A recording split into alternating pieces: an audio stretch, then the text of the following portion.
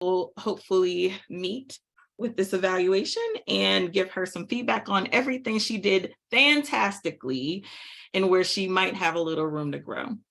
Thank you, Mr. Toastmaster. Hold on. I have noticed something. Well, it just worked out this way, okay? Okay. Last week, Valencia did a speech about Vicky, and Vicky was the evaluator. This week, Vicky is doing a speech, Valencia is the evaluator. There's a payoff there. I'm not saying anything, but Thanks for pointing that out. Okay, and if I am correct, we have no general evaluator today. You are correct. Okay. All right, and table topics master. Yes. Liana? Yes. Do you want to come up and tell us a little bit about that? Yeah, absolutely. You save the best for last, right?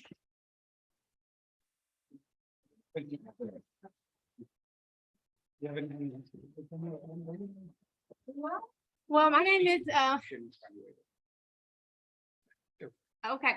Well, my name is Mayana. I am the table topic master. And the purpose of this is to get you guys to start thinking on your feet. So I have some questions that I will be asking those who does not have a topic.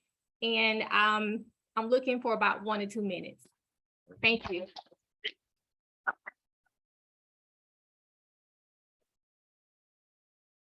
Okay, so getting ready for today's speech, which like I said earlier, it is different. Normally you just have someone stand up and give a prepared speech and then sit down. But today, Vicky's going to be engaging in a panel discussion. And there are 3 of us that are going to participate in that. So Vicky is giving speech number 4 from the Team Collaboration Manual, Moderate a Panel Discussion. This project addresses the skills needed to successfully moderate a panel discussion and how to be an effective participant on a panel. The purpose of this project is to apply your skills as a public speaker and leader to facilitate a panel discussion. The objective is to plan and moderate a 20 to 40-minute panel discussion.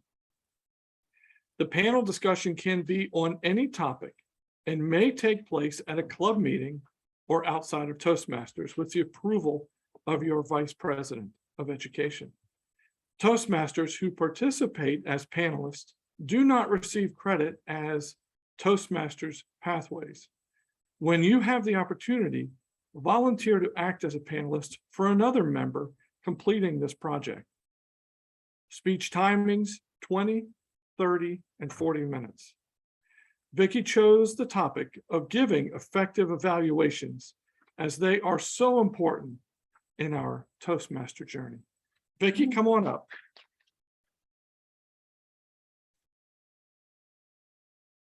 Thank you. As we all get set up, just bear with us for a minute while the guys come up and take their places. I chose this topic. Oh, do you have a I have question? a question. When we're timing these speeches, am I timing individually? No, you're timing the whole The thing. entire- Yeah, so go ahead and 30, start. 40 minutes. Right. Good question. Thanks, Jake. That's great. Yeah, starting now. Evaluations to me are so important. To me, they are really as important or more than learning how to be a good speaker.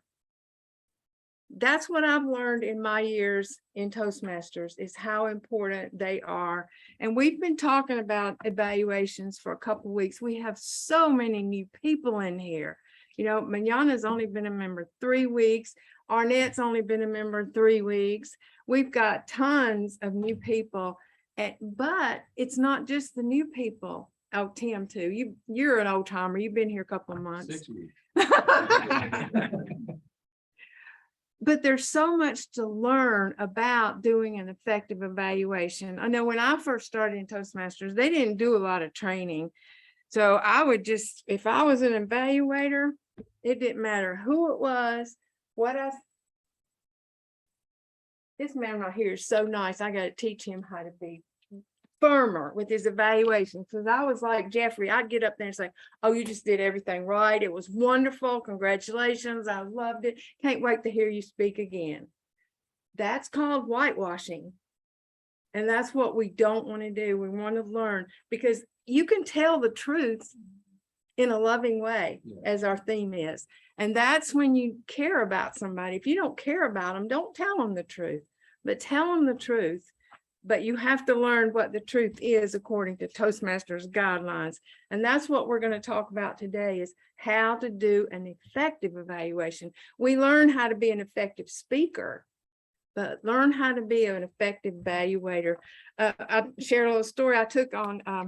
I asked if I could be Manana's mentor, and Jeffrey asked her and she agreed. And so I saw, and I friended her on Facebook, and she made the mistake of doing a little video promoting a marathon, walking, whatever, that they were having for another group. And I watched it and I said, you know what? Let's sit down. This is what we're going to do when we first get together. Let's sit down and let's look at that. And I want you to evaluate yourself, because that's when we really grow, is when we see what we're doing. And the important thing about evaluations to me is it's immediate feedback. That's what makes the difference. You don't wait months and months and then say, oh, by the way, you did thus and so. We want it right then, and we want it to be constructive. So tell me, guys, I'm going to start with Jeffrey. What do you think is the most important component of an effective evaluation? Well, I try to get feedback from the speaker, because most of the time we know what we want to work on. So I always either go to my evaluator, or hopefully they'll come to me and say, hey, what do you want to work on? So for me, it's stuff like speaking too quickly, watching my ums and ahs. So I say, ask the speaker, what do you want to work on? Because they're going to give you an idea of where they want to improve. So I started that. Oh, that's good. That's good. That's good.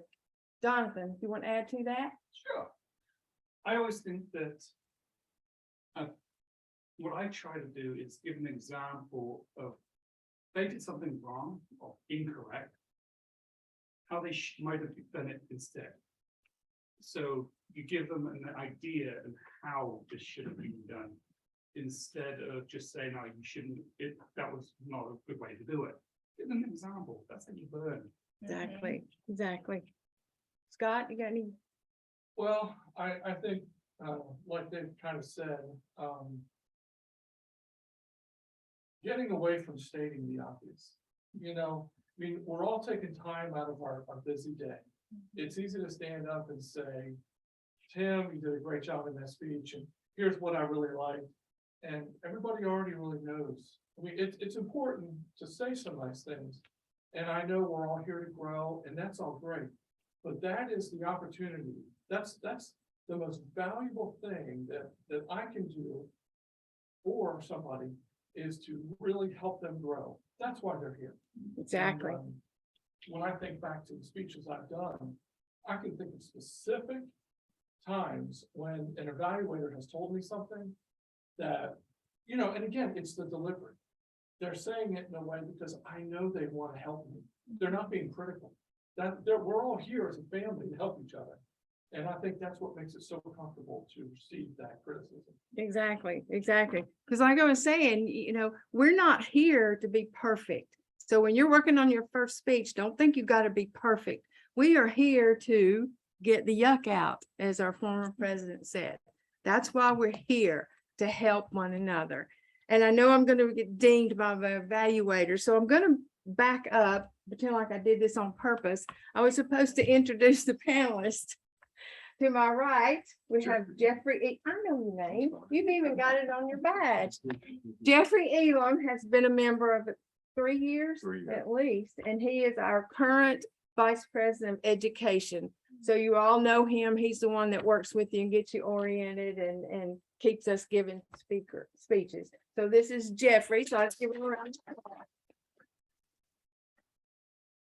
And this is Jonathan. Can everybody see Jonathan? Mm-hmm.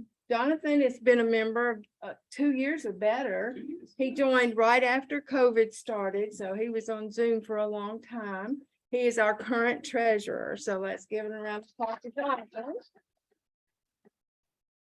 And then Scott Davis, you joined about the same time that Jonathan did, after COVID started.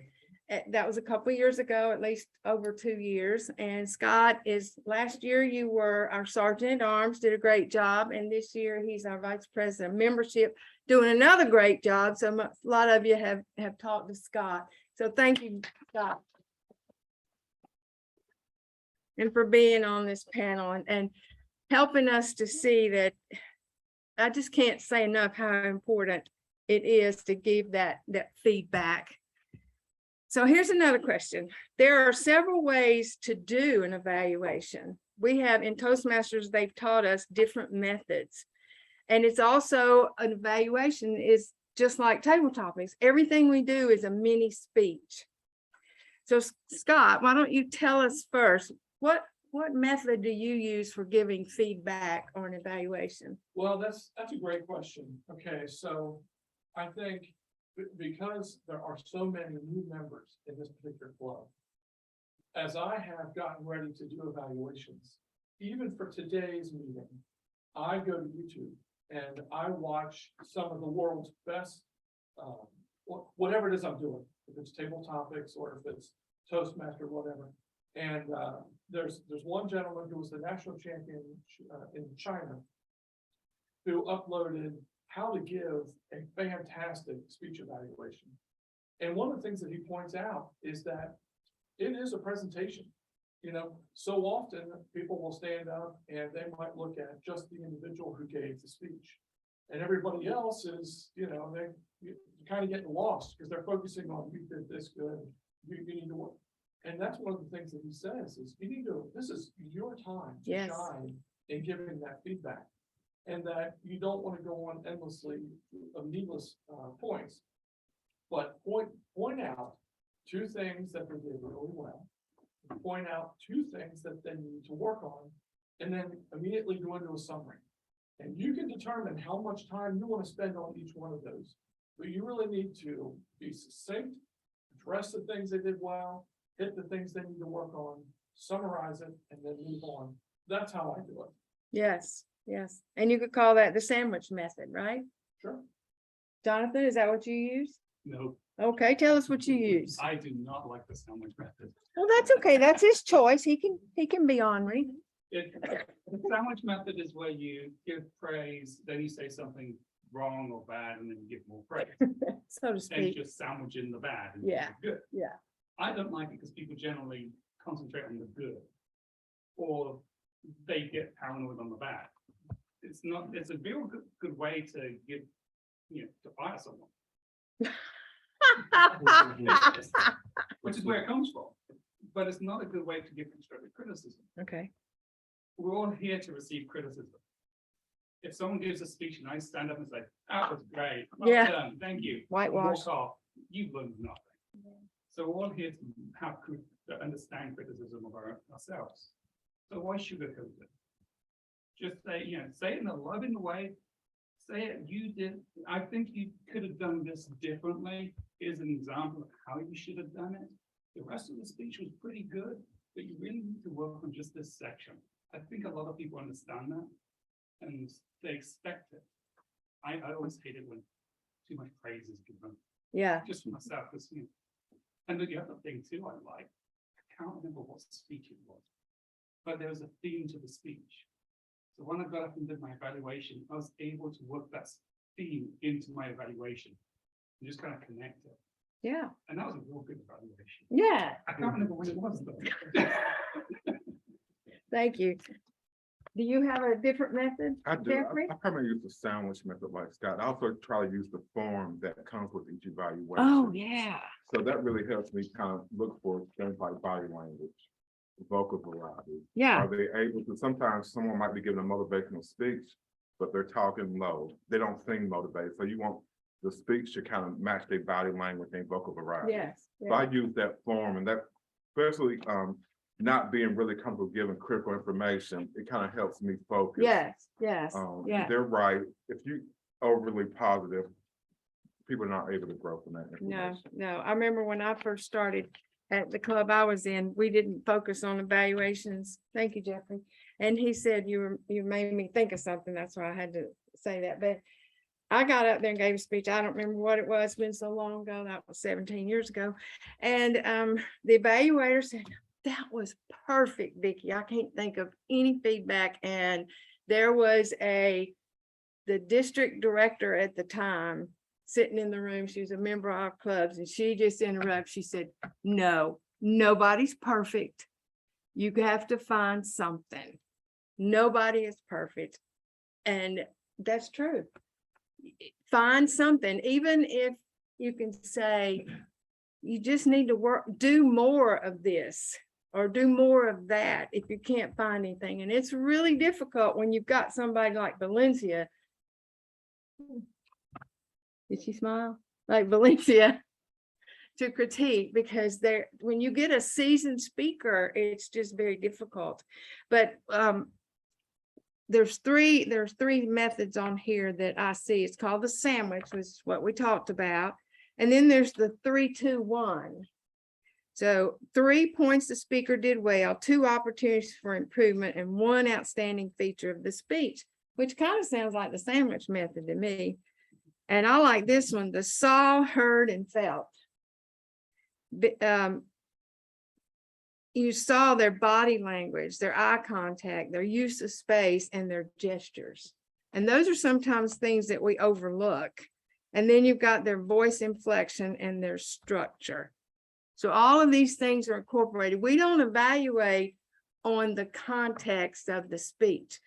A couple of months ago, we had some very controversial subjects. We had a couple of speeches on abortion, but you don't evaluate on that. Maybe you disagree with them or you agree with them. You can do that later, but do like Jeffrey said, ask them what they want you to look for. That's very good advice, Jeffrey. And then be looking at that. But I've seen some evaluation winners that focus more on eye contact, body language. It's the presentation. That's what we're here to learn. We were here to learn how to write a good speech too, but it's how we present, how we get in front of people, how we come across to people. That's what's important. And that's what's going to make you a bit better speaker and leader and communicator and everything that Toastmasters stands for. So, okay, let me get back to you guys. I've rambled on enough. That's good. I know you are. I hadn't been in touch right after I started this club, not 12 years ago. Wow, time keeps flies. And I may have told y'all, but this guy was doing an evaluation, and a lot of people were new members because we just started this club, and I was only been in for 4 or 5 years. And the guy did his icebreaker, his very first speech. And the icebreaker is not really supposed to be critiqued that harshly, because we just want to see where they are. I mean, for somebody to get up here and speak and give their icebreaker and not throw up or pass out, that's success, right? So he got up there, and at that time we had manuals, and he listened to the speech, and he got up there to evaluate, and he looked at the guy and he said, "Did you even read what's in the manual?" Can you imagine how that man must have felt? Mhm. Absolutely humiliated. He dropped out for a good 6 months before he ever came back. Mhm. So this is what we're talking about, speaking in love. So let's look at how you would overcome something like that. If Jonathan, we'll start with you this time. Yeah, if somebody did something like that while you were in the room, would you feel inclined to coach them on the side? I have learned quite a few things about myself over the years. And one of the things I've learned is that people have their opinions, and it's up to me whether I take offense to them or not. And so if someone gives me a bad criticism that I just feel is not correct, I just ignore it. I shake it up, I move on. I wanted to say something about this for a while I've been sad. We're in church. I know, I know. But I love this show. My shirt. I love it. I've been looking at it, I'm fascinated with the crinkles in it, and Oh, it's lemons, and you're giving a speech on criticism, and I just keep on thinking making lemonade out of lemons. yeah. That's the type of thing I love about criticism. I remember one thing you said to me when you did my speech evaluation once was, Jonathan, why don't you dress up for your speech? Oh, I forgot to put my jacket on. I got a jacket over there, but I got so hot I had to take it off. And I am so hot, right? I'm not going to comment on that. You like my lemons, I though.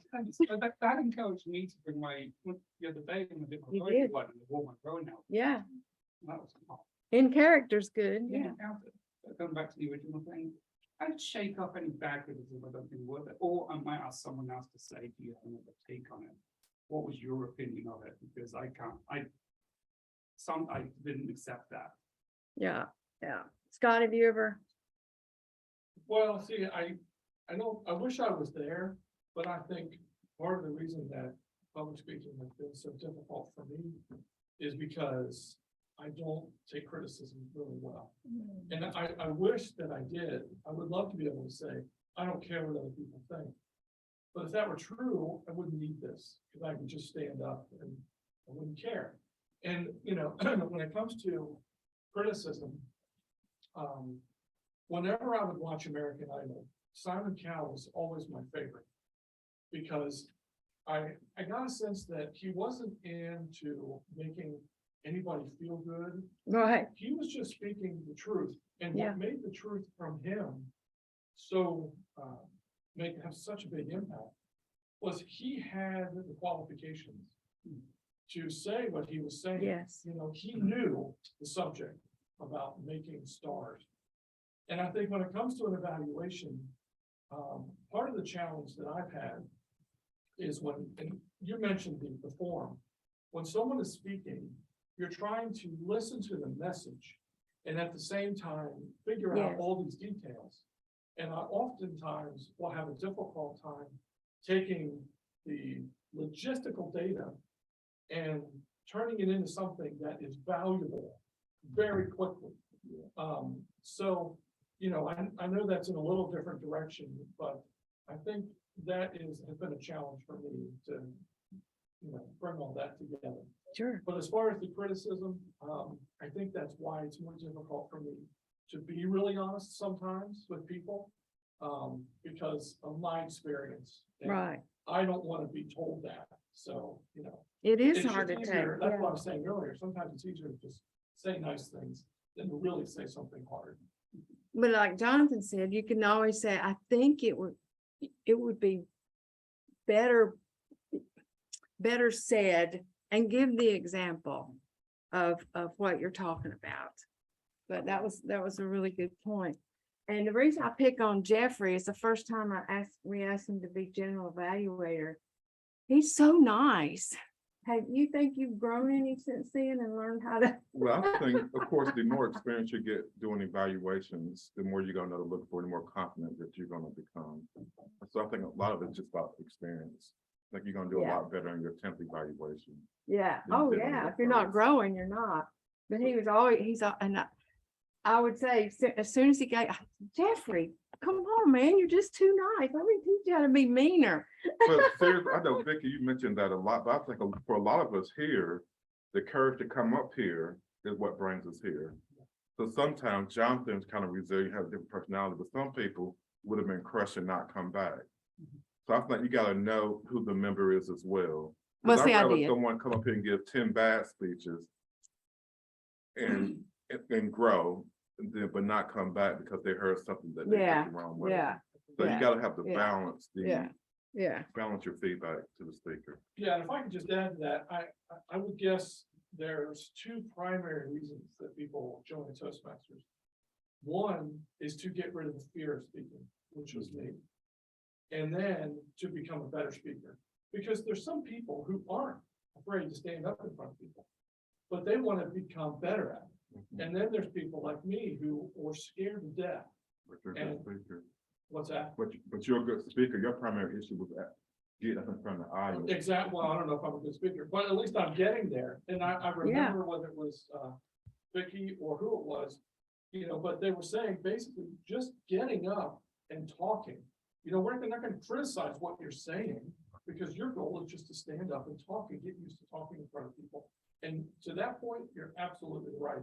And I think in this group, we all do a good job. If we have someone new who's standing up doing an icebreaker, there's no one who's gonna stand up and, really come down on them. Not what this guy That's did. not the Yeah. culture that we have.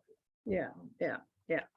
Well, those are my questions. I wanted to open it up and see if anybody wanted to ask the panelists any questions, anything that you thought while they were speaking, or constructive feedback.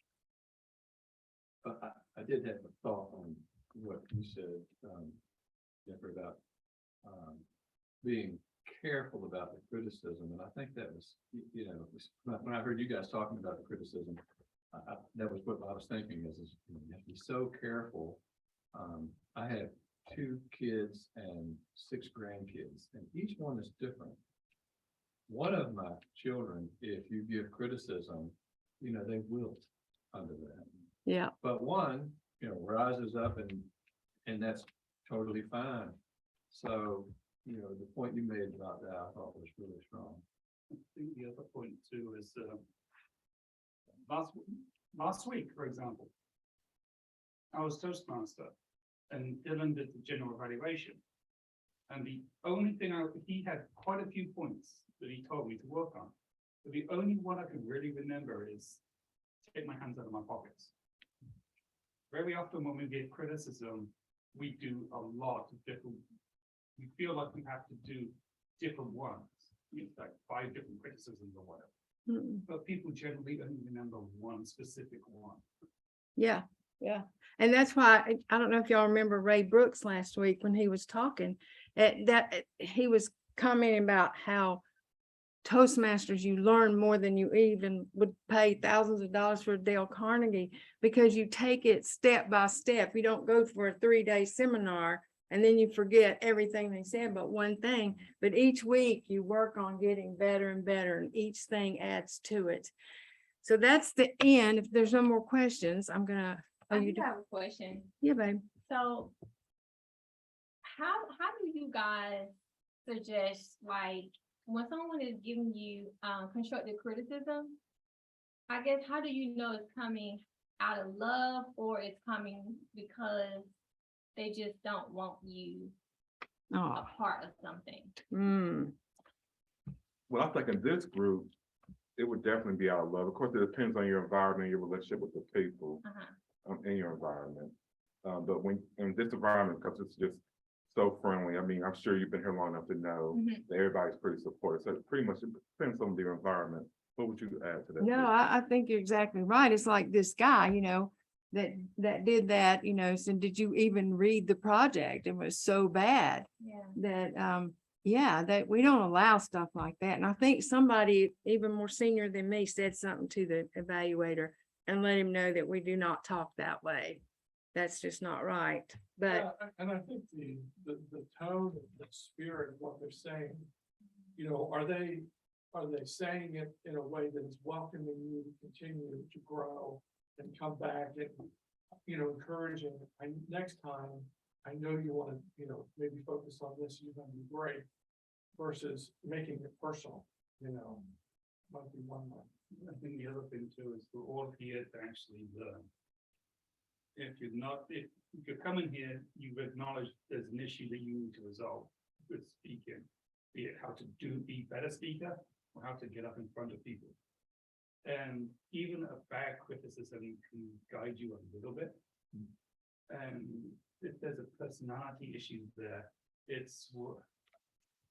like I said, I'm very good at just suppressing who it is saying it. And just, different personality, Yeah. see? but Yeah. other people, Yeah. it matters. Yeah. And it's hard sometimes, but as long as you take it and, accept the criticism, or at least some of the criticism, acknowledge you need to work on something, most of the time you can get something even out of bad criticism. Great.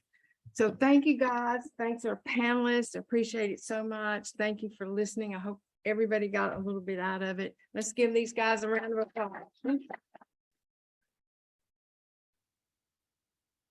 I do love that show. Can I say one thing quickly? Guys, I have to leave a little early today for another meeting. We don't have any, I don't have any comments as far as Dylan from Dylan. We do have speeches lined up for the next 3 weeks. Arnett, I'm going to reach out to you tomorrow to schedule your orientation on how to start setting up your speeches on Zoom. So if you have anything, please send me an email. Jeffrey. Never mind. Did I hear somebody online? Did you have something to say? He said send him an email, so never mind. Oh. Uh-oh. He's got a meeting. Thanks, Jeffrey. Thank you. Well, thank you, Vicky. I know as of a couple days ago, you were not planning to do that, I don't think. And that is such a great aspect of this group, and having people in here, a few that have a lot of experience, because we all come here to hear speeches. And when week comes and no one signed up, and they reach out and say, hey, we really need a speaker. And to have somebody say, well, I wasn't really ready, but I'll do that. They're putting themselves out, you know, because maybe they aren't as prepared as they would like to have been. So thank you. I think we all learned a lot from that. So I don't know about you all, but I am so ready for election season to be over. I mean, I get so many texts and I think, I'm on a do not call list. How are you getting my number? That excites them even more. Yes. Makes me feel loved because no one calls me anyway. Oh. Well, I'm gonna start calling you then. And the same thing with TV ads, you know, it's just constantly. And my daughter, I mute every commercial. I just don't want to hear it. I don't care what it's about. But she's like, oh, I want to hear this one. And but anyway, you know, watching some of these and knowing that today's theme was truth reminded me when I was little, I asked my dad, I said, do politicians tell the truth? And I remember him looking at me and saying, when they're calling each other liars. And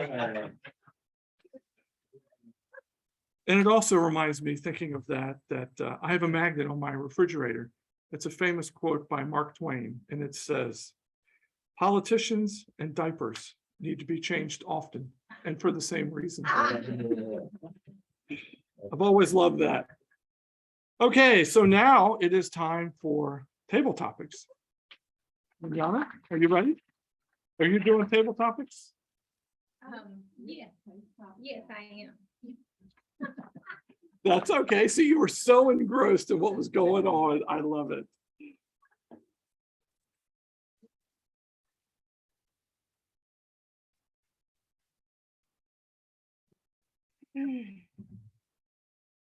We all benefit when the truth is spoken. Tim, is it always wrong to lie? And yeah.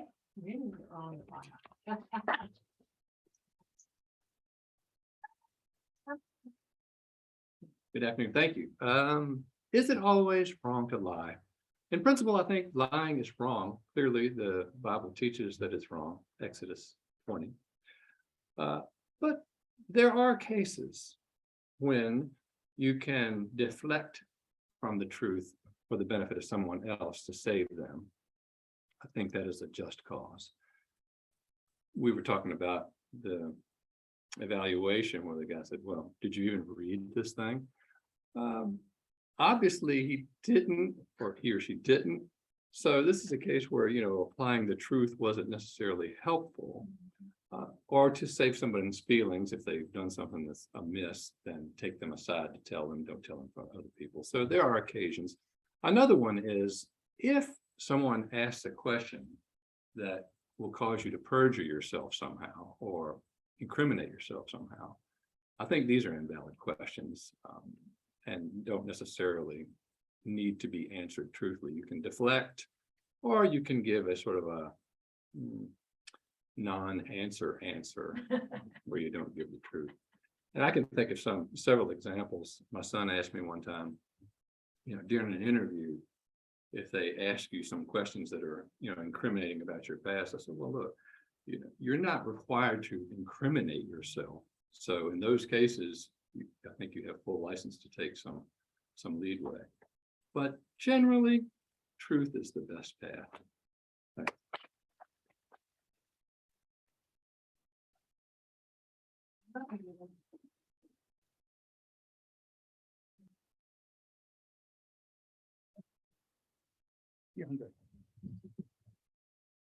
DeAndre, that's DeAndre. Yep. DeAndre, do you truly believe we all benefit from telling the truth?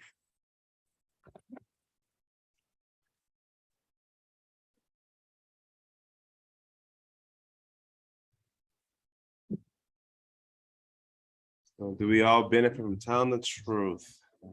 I think so. Because I mean, like Scott said at the beginning, once you start telling a lie and you can't trust anybody, definitely trust us. Once you break that, it's kind of hard to get back. I definitely think you benefit from telling the truth a lot. Like I said, like Jonathan said earlier, depends on your audience. There's a guy who's talking to me now and he's trying to get introduced to somebody, and I keep telling them no in a nice way, but it's starting to get to a point where I need to tell him, no, this is not going to work. But I know his feelings are going to be hurt, and that the relationship's probably going to be gone. But sometimes, getting on my peace of mind probably worth a lot more at that point. I think telling the truth can be definitely beneficial, and like I said, it depends on your crowd and who you're talking to. But I definitely think that telling the truth is better than telling a lie most of the time. Thank you.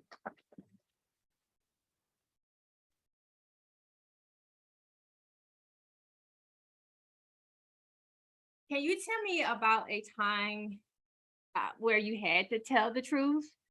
Anima. Let me, Lanima. You know me? Latricia. how's that, Latricia?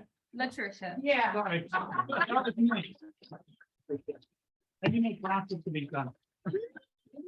You said a time where I had to tell the truth? Yes, if you could just share a story on a time where you had to tell the truth. Time where I had to tell the truth.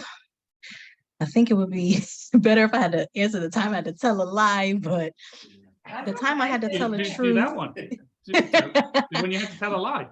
The time, I know, I'll stick with it. A time I had to tell the truth. Probably more difficult situations with my spouse, with my husband, where I have to tell the truth and it can probably hurt his feelings, but it's beneficial to him because at the end of the day, we're a team and I needed him to understand that whatever I'm going to say is to help you and not to hurt you. So being brutally honest, whether it's with what he's wearing or a design or something he's coming up with, an idea or an invention. If I'm telling the truth, I want to be able to tell him the truth before anyone is able to lie to him about something. So I want that first point of contact to be from love and come from someone who sees all of him and all of who he is. So I feel like telling him the truth and being most honest with him before anyone can tell him a lie is going to help him out in the end. So a time I would tell the truth is mostly with my husband, because I feel like he deserves the truth from someone who loves him, from someone who's not trying to hurt him or has a hidden agenda about something. So that's my story. You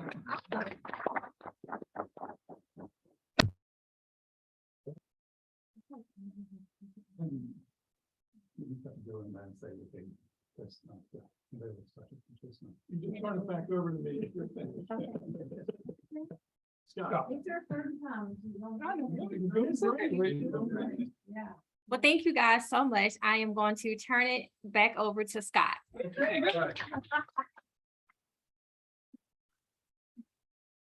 Thank you. Yes, and I can tell you that names for me are always a big challenge. In fact, just coming today, knowing there was going to be some new people I haven't met yet, I almost printed out a little thing because when you get up here, it's kind of like everything goes blank. And so I totally know how that is. Okay, great. Well, those were some awesome table topics. And you know, if I wasn't Toastmaster, I wouldn't be able to do this, but I'm going to anyway. To Tim's question that you asked him, Oh, yeah. is it ever okay to tell a lie? You know, that is a great question.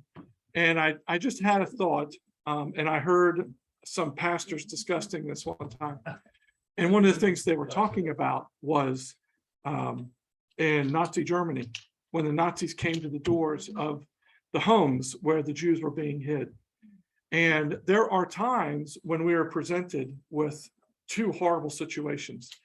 And in those situations, to tell the truth would have meant instant death to all those people downstairs. So we're called to look out for those that are in need and being oppressed, and would, in that case, be murdered.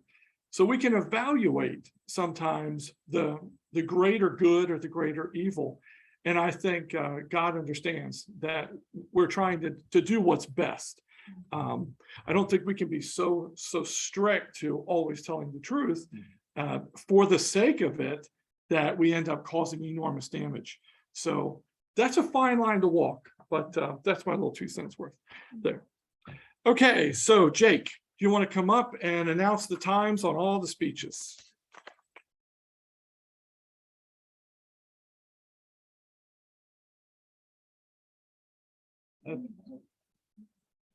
Okay, so the times for the for the panel speech was 26 minutes and 9 seconds, right in time, short, well, not short and sweet, but not overly long. But very informative and very well thought out. Let's see, for table topics, Tim, you spoke for 1 minute and 36 seconds, right perfectly in the middle. DeAndre, you had 52 seconds, just shy of 1 minute. Latricia, you had 1 minute and 26 seconds. And those are my times. Okay, and now it's time for a speech evaluation. Valencia, would you like to do that? I would love to do that. Thank you so much for asking, Scott. I have the opportunity, since you were checking on this, Jonathan, of evaluating Vicky's not only speech, but moderating a panel discussion was her project for this speech today. And I'll tell you that one thing I'd like to point out to all of you is Vicky is a DTM, which means Distinguished Toastmaster. And once you achieve Distinguished Toastmaster, it's like the highest level of completion for a Toastmaster. And there's this whole list of things that you have to do in order to achieve it. But what I'd like to give Vicky credit for is she didn't stop at DTM. She is still gaining education awards, and this project is part of that. So I just want to give applause for that, because she could say, I have my DTM. I don't need to contribute anymore, but she contributes in order to teach all of us. And that's what she did with this panel discussion, teaching us about effective evaluation. So one thing she said that stood out to me in her speech today, she said, tell the truth if you care about them. And that was right in line with our theme. The benefit of an effective evaluation is getting that feedback with care to help you grow. Vicky did accomplish setting up her panel discussion with 3 panelists, which was part of the evaluation form. I checked to see how many she needed, and she had 3 of our seasoned Toastmasters that she had giving feedback on her questions. She gave equal time for all of them to answer questions, and that was great to hear from all of our speakers. She gave them thoughtful and thought-provoking questions to give answers to. That was also, it wasn't in the evaluation, but this is something that I wanted to point out. She talked to us about the methods of evaluation, gave us some feedback on that, and how to present was something else that I took note of. Something that she said is what Toastmasters stand for, how you present. And then one of her questions was how to deal with a negative evaluator. And she gave us an anecdote for that, something that happened in a previous meeting. And that was referenced in table topics. So we know Tim was listening. So she didn't lose the audience with this panel discussion, which is great. However, this is my ding. Now, she knew I was going to say something about this, about not introducing her speakers when she started out in the very beginning, gave us a little bit of background on what she would be presenting. I would challenge her to have her speakers introduce themselves. They know who they are and they can tell the audience. I also wanted to give her credit for the thank you and acknowledgement at the end, which I think is very important when you ask people to volunteer and they give their time and their energy to it, that you thank them and acknowledge that they participated in that. So that was really good. The only other little critique I had was not reeling Jonathan in when he got distracted by your shirt. I was like, what are we talking about? But I also, this is the other thing, and it's kind of a technical thing. So if we have another moderate discussion, another moderate or panel discussion, I would say that we probably need to have multiple microphones. The sound in the room probably was fine for people who were there, but online, it was hard I had to lean in.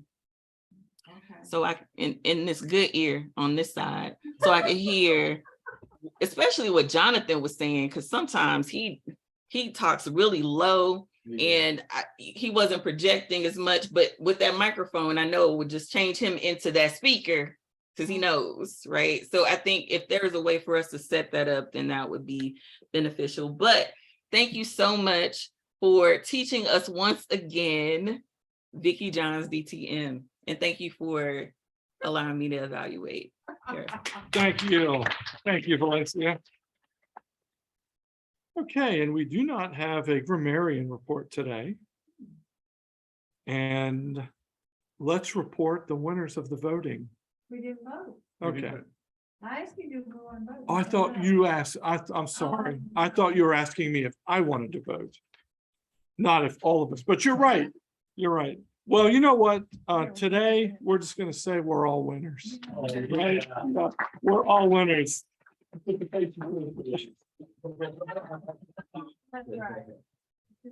Okay, so really, Dylan's not here. I would normally turn the meeting over to the president. Since he's not here, Valencia, is there anything you would like to say, or Vicki? Jonathan doesn't have, that's a shocker.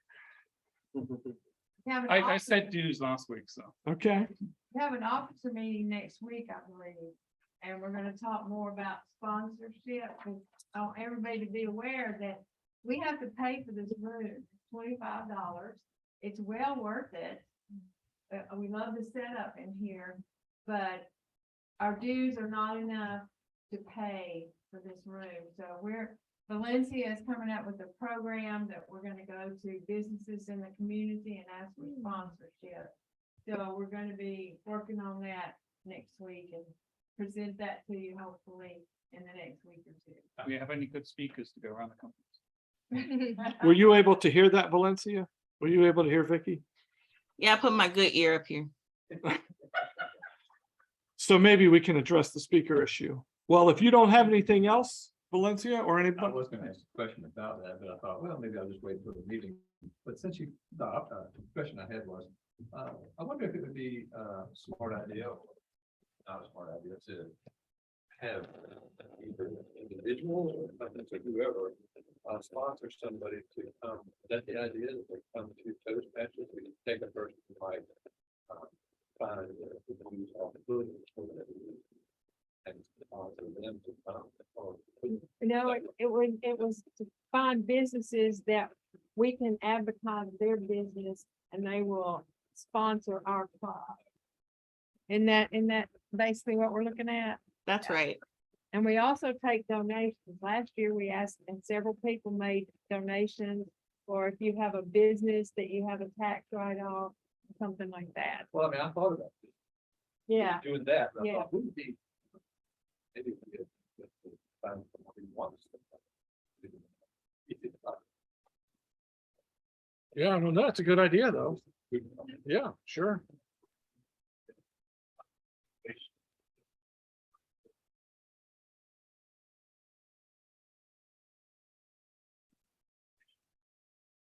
And some companies pay, Jake's company paid his dues.